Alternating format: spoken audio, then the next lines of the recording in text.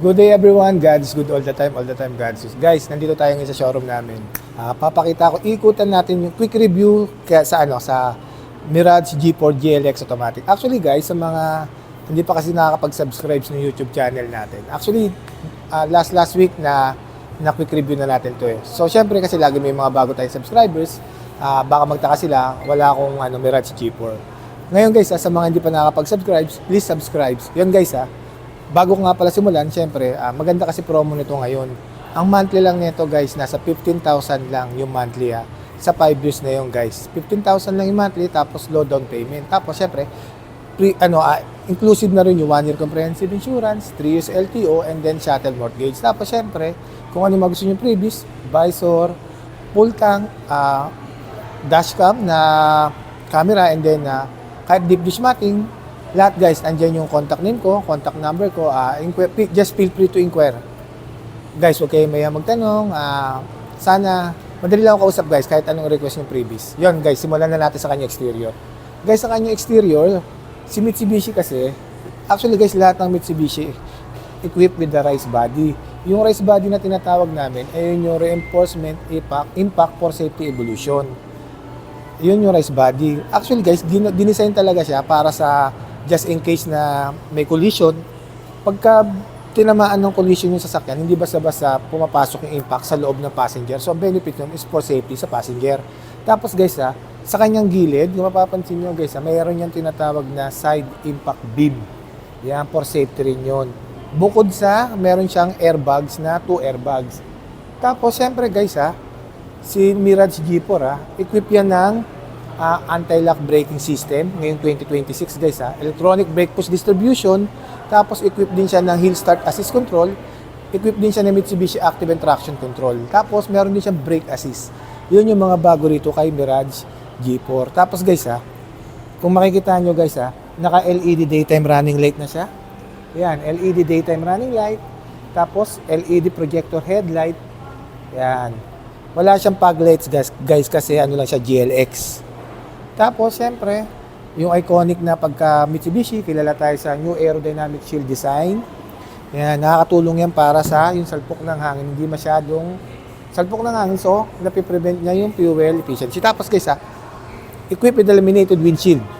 Yan, just in case na may tumamang bato dyan, hindi basta-basta mababasag kasi naka-laminated windshield siya. Tapos guys, ang kagandahan dito ngayon kay 2026 Mirage G4, naka-piano black finish siya with silver accent. Yan, yung mukha niya. 'Di ba? Tapos yung front chin niya, guys, parang sa expander to eh. Etong front chin na to, yan, parang naka-aero. Yan. Yan, para siya naka-aero aero chin. Tapos guys, punta naman tayo sa nga pala guys Siyempre guys yung engine ni Mitsubishi Mirage G4, ganun pa rin naman guys. 1.5 liter, 3-cylinder inline, double overhead camera, Maybach. So, Mitsubishi Innovative Valve Electronic Control Timing. Okay? Mitsubishi Innovative Valve Timing Electronic Control System. Yun ang Maybach. Meron tayong 3 benefits pag naka-Maybach ka. Fuel efficiency, less emission, and then more power. Yan yung front fascia ni Mitsubishi G4. Guys, punta naman tayo ngayon sa kanyang side profile. Guys, dito sa kanyang side profile, naka 15 inches siya, 2-tone alloy wheels. Yan, 15 inches, 2-tone alloy wheels.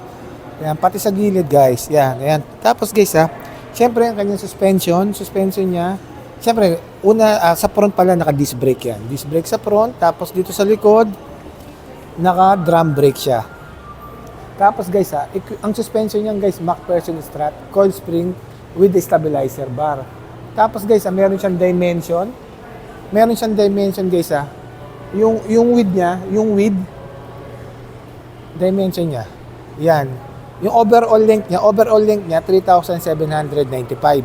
Tapos yung overall width niya 1,665. Tapos wheelbase niya 1,500.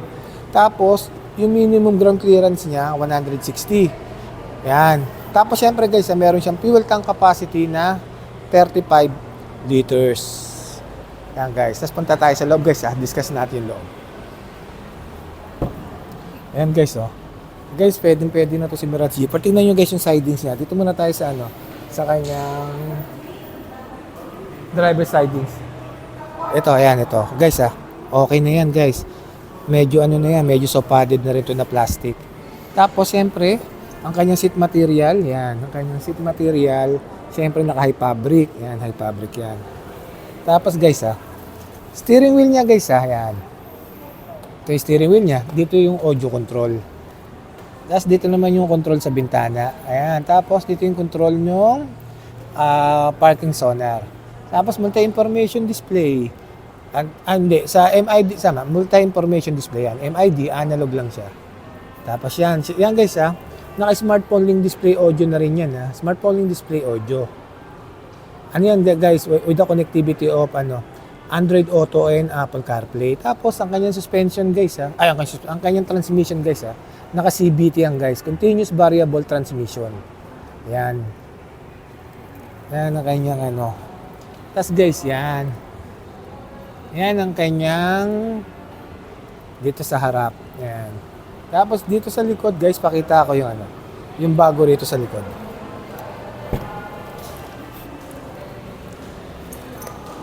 Guys, dito sa likod kung makikita nyo guys meron na siyang center armrest. Yan, bago yan dyan. Naka-center armrest. Tapos pakita ko yung likod guys, kung gaano kaluwag yung likod pala, yung trunk. Para makita nyo yung trunk. Ayan.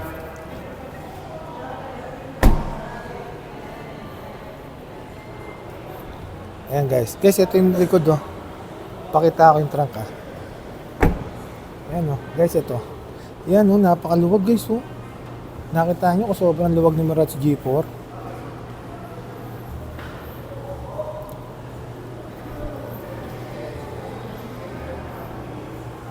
Huwag na. Ayan, napakaluwag yung trunk. Ayan guys. Ayan. Ngayon guys yan. Ang tawag pala sa ganitong kulay is silver.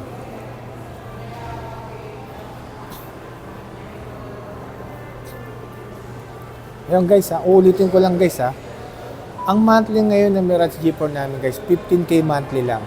Tapos low down payment na yung guys. Low down payment, 15K monthly.